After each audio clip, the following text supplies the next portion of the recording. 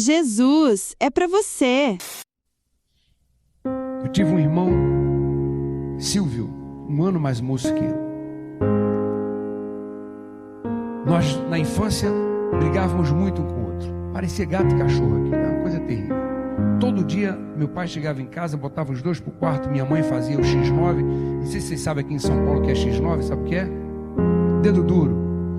E dizia pro meu pai, brigaram hoje na rua, foi uma coisa horrível, um escândalo, a vizinhança toda viu. Meu pai botava os dois pro quarto, tirava o cinto e pá, nos dois. No dia seguinte, ainda com as marcas do cinto nas pernas, a gente brigava de novo. Era outra surra, não adiantava.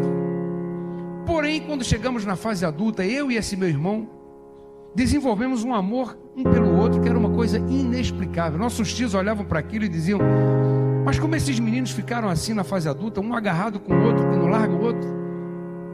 Na infância brigavam o tempo todo e agora cresceram, um larga do outro.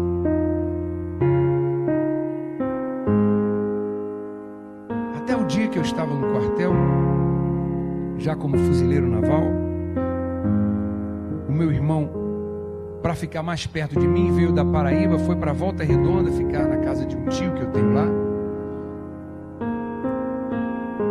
E no quartel, determinado dia, eu recebo uma notícia: seu irmão acabou de ser atropelado, está em estado grave, na casa de saúde São José, lá em Volta Redonda. Corri para lá. Fiquei 10 dias na porta daquele CTI esperando meu irmão sair dali. No 10º dia, eu não tinha apetite para nada, não queria comer, não queria nada. Meus tios levavam para mim maçã, levavam biscoito. Eu só ia em casa, tomava banho, trocava de roupa, voltava para o hospital, ficava de plantão na porta daquele CTI, orando para que meu irmão saísse dali. No 10º dia, um médico chegou para mim e falou: você pode visitar o seu irmão. E eu entrei. Quando eu entrei no CTI, meu irmão estava no último leito, com a mãozinha trêmula. Ele levanta a mão para a minha direção, cheio de sonda pendurado na mão, acessos. E ele fala: Sérgio, me dá água, pelo amor de Deus. E eu olhei para a enfermeira e falei: dá água para ele. E ela falou: não podemos dar água para ele. A ordem médica, ele está todo suturado por dentro, teve hemorragia digestiva, não pode beber líquido nenhum. Foi a ordem do médico. E eu disse: mas ele vai morrer de sede. Não podemos fazer nada. Ela sentiu um pouquinho de dó do meu irmão e me deu um chumaço de algodão molhado com água gelada e falou: o senhor só encosta nos lábios dele para ele sentir algum frescor, mas ele não pode beber uma gota desse líquido.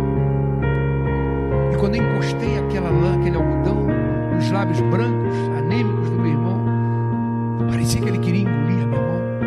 Tal era a sede desesperadora que ele sentia, e eu com o coração por dentro despedaçado, arrebentado, porque estava vendo meu irmão sofrer e estava sofrendo junto, aparentando para ele que estava tudo bem, mas por dentro eu estava arrebentado ao vê-lo naquela situação. E quando terminou a visita, eu saí para o lado de fora daquele CTI, eu caí de joelhos naquele corredor, esmurrava a parede e dizia: Deus, não me interessa viver se o meu irmão morrer. Eu dizia: Deus, tira a minha vida e deixa a dele. E uma senhora passou e falou: esse ama o irmão mesmo. E era amor de fato. Somente o amor, nenhum outro sentimento faz com que uma pessoa que ama prefira morrer a ver a pessoa amada morrendo. Só o amor tem esse sentimento. Eu duvido que uma mãe que chega no hospital vendo um filho moribundo, se o médico chegar para ela e falar: se a senhora quiser, a senhora vai, e ele fica. Quer trocar com ele? Eu duvido que a mãe vai querer ver o filho morrer. Só o amor tem esse sentimento forte.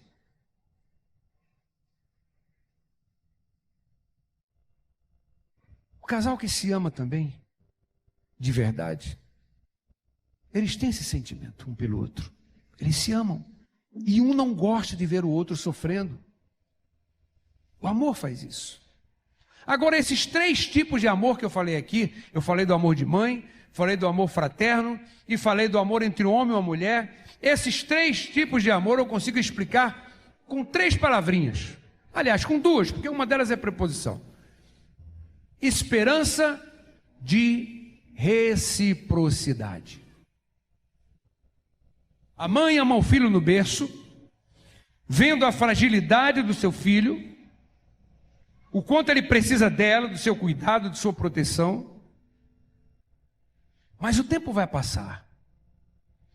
E aquela criança que agora está no berço frágil, indefesa, vai se tornar um adulto robusto. E a mãe que cuidou dele vai envelhecer com o passar dos anos. E ela vai se curvar diante da fragilidade da velhice. E vai ser a vez do filho, que um dia foi cuidado pela mãe, agora cuidar da mãe. Isso é lindo. E foi Deus quem fez. A mãe ama o filho, esperando ser amada por ele da mesma forma. O amigo ama o outro amigo, esperando ser amado por ele da mesma forma, com a mesma intensidade. E o que dizer do marido e da mulher?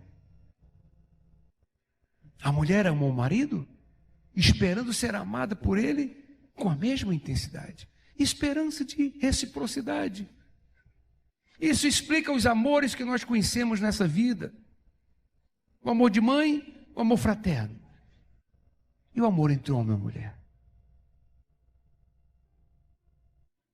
Mas eu quero te falar de um 4º tipo de amor que eu não consigo entender. O amor de um homem que por onde ele passou, só fez o bem para as pessoas. Por onde ele passou, curou enfermos, fez paralíticos andarem, leprosos serem curados, cegos enxergarem, perdoando pecados, ressuscitando mortos, falando de amor, de esperança, de paz, de fé.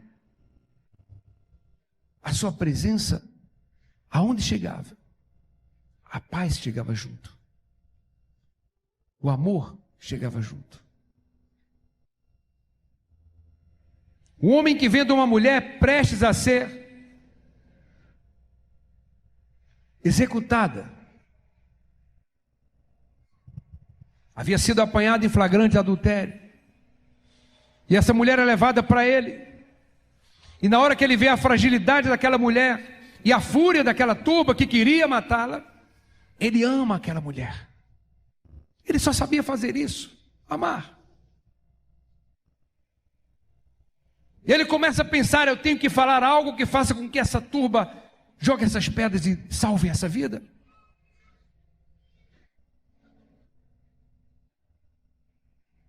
E ao ter amado aquela mulher, ele diz para aquela turba, aquele que estiver sem pecado, atire a primeira pedra.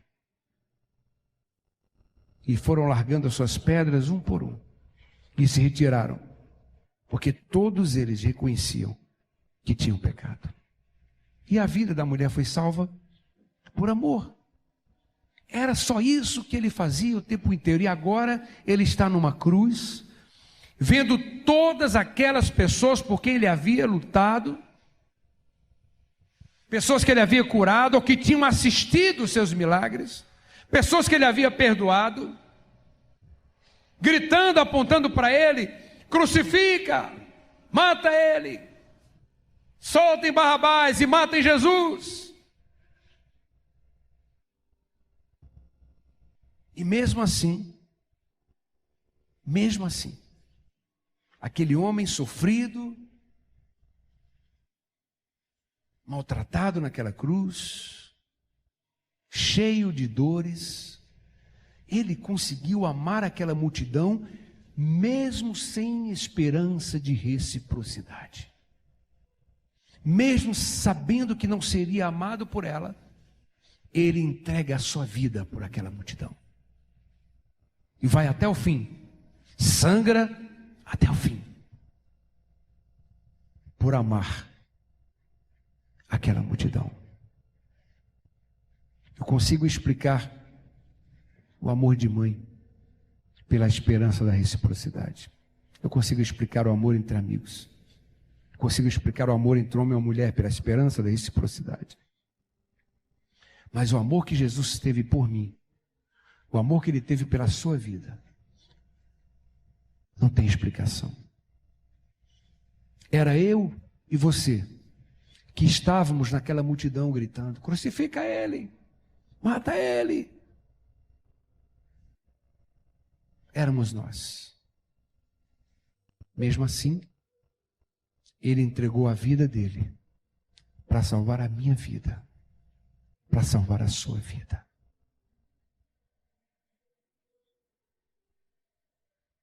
Eu só posso declarar o meu amor por Ele. É como eu posso retribuir. Ele já provou que nos ama, já fez tudo o que podia fazer para provar que nos ama. Entregou a própria vida e morreu. Então é nossa vez agora de dizer que aquele sacrifício por mim e por você não foi em vão, que nós o amamos também. Essa música que eu vou cantar agora é uma declaração explícita de amor para Jesus. Talvez você conheça, talvez possa cantar junto comigo.